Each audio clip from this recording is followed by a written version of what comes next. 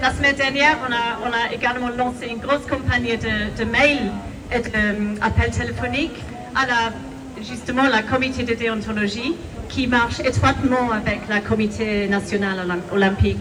Et je vais juste vous prendre 2 minutes pour vous lire un exemple d'un mail type qu'on a envoyé à cette comité. Alors, Monsieur le docteur, je me permets de vous contacter en tant que particulière britannique. Je suis britannique. Merci.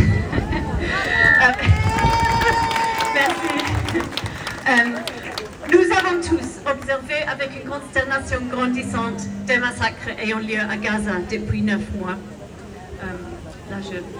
En vertu de sa charte olympique, le CNO est garantie de l'intégrité et de la protection des athlètes. Pourtant, le secteur sportif palestinien continue de souffrir des violations flagrantes des droits humains et du droit de pratiquer le sport. Par exemple, 1. L'établissement de clubs sportifs ou stades réservés aux colons sur les terres volées palestiniennes. 2. Bombardement ou bien destruction de stades palestiniens. 3. Prise d'assaut de clubs sportifs et obstruction de matchs. 4. Privation de mouvement des athlètes palestiniens pour assister à des entraînements ou à des matchs. 5.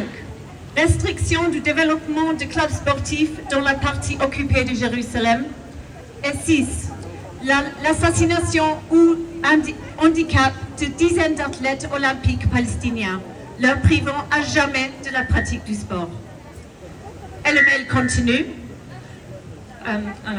La comité de déontologie est tout particulièrement concernée par le respect des principes de non-discrimination, intégrité et protection des athlètes inscrits dans la charte olympique.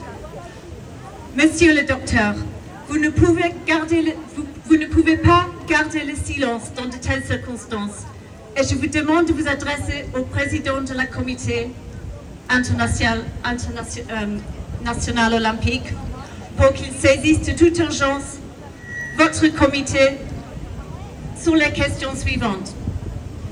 Mise en place d'un comité d'examen pour les athlètes israéliens, tout comme pour les Russes et les Biélorusses. Sanctions contre l'État d'Israël, donc interdiction de parades, drapeaux et hymnes. Voilà, jusqu'à ce qu'il exécute les ordonnances de la Cour internationale de justice qui visent à mettre fin à toute agression contre la population civile palestinienne, y compris les sportifs. Voilà, c'était un exemple de mail que je voulais vous lire.